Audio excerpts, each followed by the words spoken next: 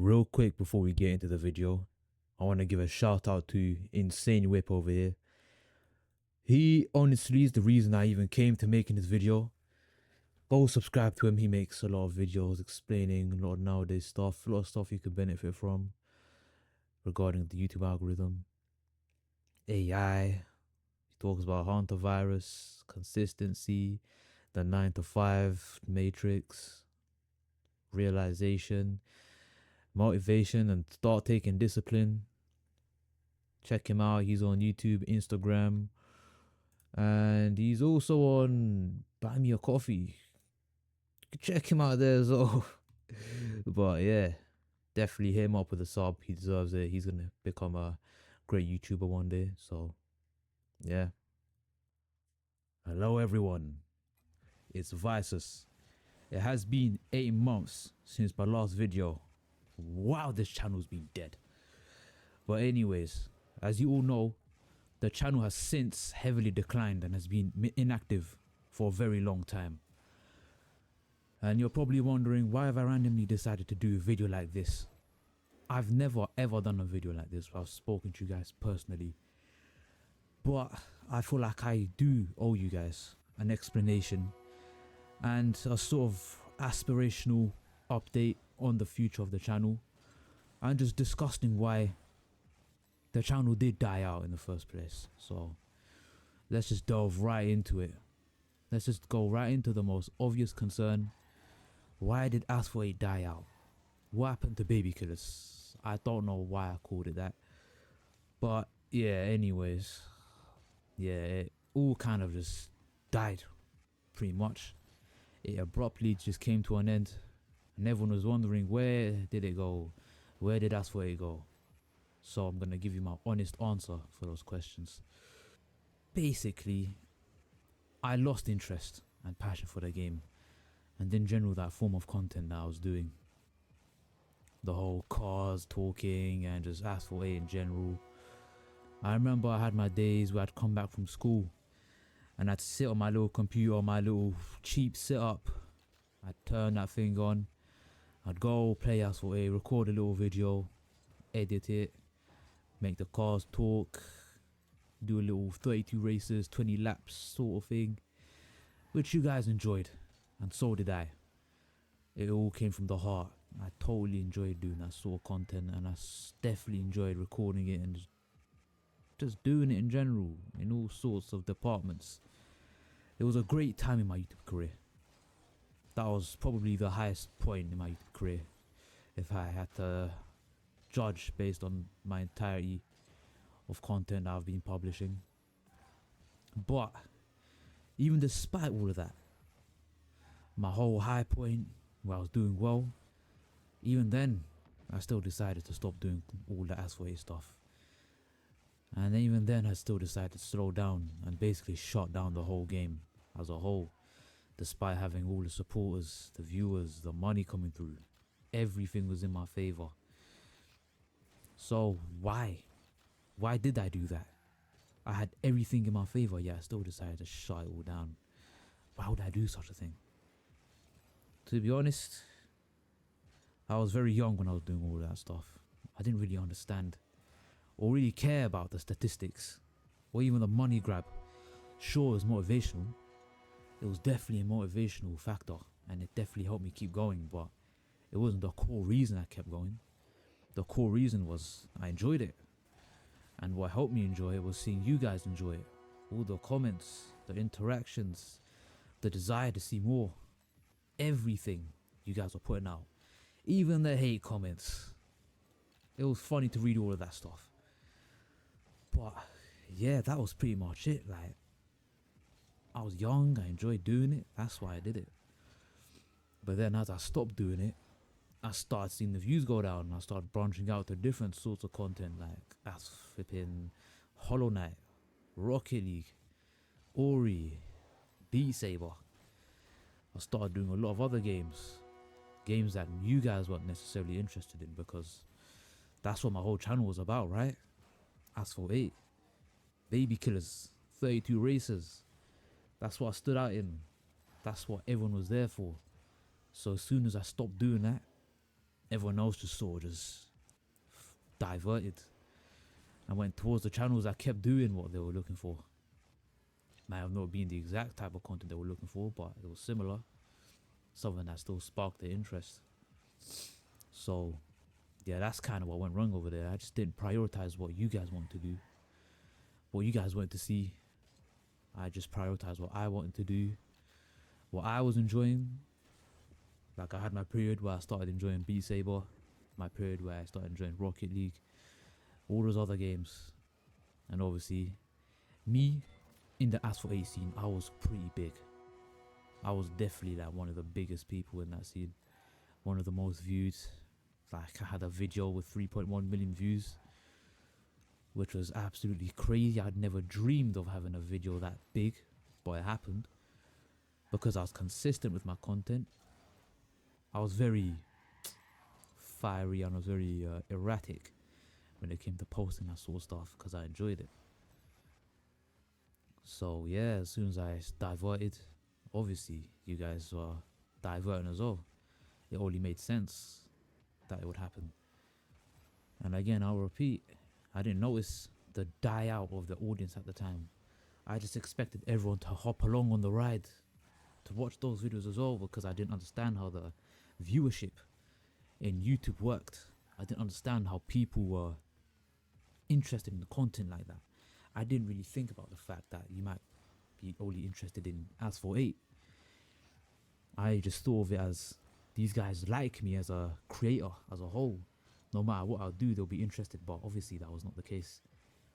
Seeing and observing it afterwards, it was definitely not the case, and I had not recognized that at the time. So that's how that went wrong. And then after, I wondered, why did it all die out? Where did my channel decline? And then as I went back and I saw all of that, I saw the viewers go down, I saw the money go down, I saw everything go down. And then at that point, it was too late to save it. I tried saving it. You can see if you went back on my content, I tried putting out more Asphalt 8 videos because I realized that you guys were only really there for Asphalt 8 because that was the enjoyed type of content I was putting out. That was what sparked your guys' interest. And that's what made me the YouTuber that I was. I was an Asphalt 8 YouTuber. That's what I was known for. I was known for my little Baby Killer series, my 32 races, my insane amount of laps, my little knockdown competitions, my suggestions I took from you guys on stream sometimes when I'd ask you guys, what challenges would you have for me that I could execute in the races? And then, yeah, it was too late, and then I just sat there. I was like, damn, I really was popular at some point in my life. And now look at me. I've just completely died out. I tried saving the channel. I did not do a good job at that at all. I had views. It definitely still stood out compared to the other type of content I was making, but it wasn't satisfactory enough. It was nowhere near measuring as much as I had back in the day, where I was getting tens and hundreds of Ks of views. Honestly, if I'm being honest, I was unfairly judging and creating an unfair sort of expectation for myself as well when it came to recreating that content. Because let's be real, 1,000 views in about 2 days is still pretty good in this day and age for the type of subscribers that I had and for the amount of time I stopped doing Asphalt, and when I came back expecting all of my viewers to have disappeared. It still was pretty good to have all of those people come back for that sort of content, but I didn't recognize that at the time, so I didn't really take it as enough motivation or a means to discipline myself to stay put with that content and put more out. So yeah, I just stopped trying, and that's basically how my YouTube channel just kept dying and dying and dying. And then eventually I just gave up and just started putting out stuff that I just look back at myself and just be like, yeah, it's just like it was basically like clips. It wasn't even like a YouTube business sort of thing I was treating it as. I'd complete a cool level on Beat Saber, I'd put it up and be like, oh yeah, I did this, that's pretty cool. I could go back and look back at the time I completed this challenge or level or whatever, and I was proud, but I wasn't really treating it as a business. nor was I taking it seriously in that regard. But then recently, it struck me because I recently got a girl, and it made me realize that if I'm going to have a future with someone, and if they're going to rely on me for financial dependence, or well, speaking of me, financial independence, or just like, you know what I mean, that sort of thing. Let's be honest with ourselves, a 9 to 5 paying job is not going to be enough for that. In this day and age, the housing, the rent, the costs, the finances for everything is just far too much for a 9 to 5 to keep up with. You need a side hustle, you need something to pay you on the side, you need something that pays even more than a 9 to 5 job would be paying, ideally. So that's honestly what sparked an interest and motivation for me to come back, was for that, and also I want to give YouTube another try again, because I spent a lot of money on my setup as well. I have a good graphics card, I have a good setup, I have a good microphone, I have a good keyboard, I got 2 monitors. I have everything I need to turn YouTube into a business. So why wouldn't I? And if people can enjoy the way I make content, if I can be an enjoyable creator, if I can put myself into people's time of day to help them feel better or to help them be entertained, I can benefit people's lives as well as creating an online business for myself. Why wouldn't I do it? It's reaching out there for me. It is literally grasping me. It is reaching out, telling me to restart and kickstart my YouTube again. I have a foundation, I have a leverage to start with. So why wouldn't I? It is literally in front of me, and I'm still choosing to ignore it. Until recently I decided that I'm going to step up and I'm going to finally put an end to that, and I'm going to start again, hoping to be consistent and hoping to be entertaining and just enjoy what I'm doing. Because I like gaming. I am a gamer. I do sit at home after I come up from work. I enjoy games. It is an escapism from the real life, because as we all know, the real life is terrific and it is absolutely a horrible thing to be in sometimes. When you look at the news and you see what's going on in the world, it makes you depressed. So to have this is sort of escapism to help you feel better. It helps a lot. And if I could turn that into a sort of YouTube creation, if I could turn it into content, if I can use it to help you guys enjoy your days, if I can help it entertain you guys, help you guys feel better about what's going on, why not? Do you know what I'm saying? So yeah, I mean, touching back on the whole YouTube thing, I would like to say that a better approach that I could have also done as well is taking suggestions from you guys when it came to publishing different types of content, instead of just branching out to stuff that I wanted to without asking you guys what you wanted to see. I could have asked you guys what you wanted to see. I could have made polls, I could have used the YouTube posts and being like, guys, what do you guys want to see? What would interest you? What would you like to see me play? Based on how I am, what would you think I'd enjoy?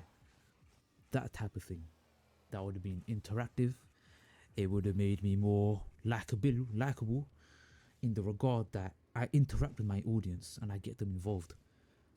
Because not everyone does that. A lot of people work on their own sort of chemistry and just completely rely on themselves to, you know, utilize their own mind to just publish content that they think that they can publish. But if I could get you guys involved, that would help a lot. And again, it would help benefit you guys as well, to help you guys see what you want to see. So yeah, that's that on that part of the whole topic. But with that said, I have made the decision, with all this motivation, this discipline, this understanding, all of this into consideration, that I will be returning back to YouTube with all hopes in being consistent, starting fresh. Whether it goes well or not is up to how I decide to treat the channel, how the algorithm will operate based on what I put off, how I decide to be consistent, and what I decide to do for content. And my willpower to be successful in enjoying what I'm doing will also determine the future for this channel. So that is all I have to say on that. Thank you all for listening. Tomorrow I'll be dropping another video, hopefully explaining to you guys how the whole thing works on YouTube, what I've essentially learned on my YouTube journey, and how you can use these tips to help you create a successful YouTube channel, with further details to cover, of course. So with that said, everyone, I appreciate the listen, and until then, I will see you all on the flip side. Peace.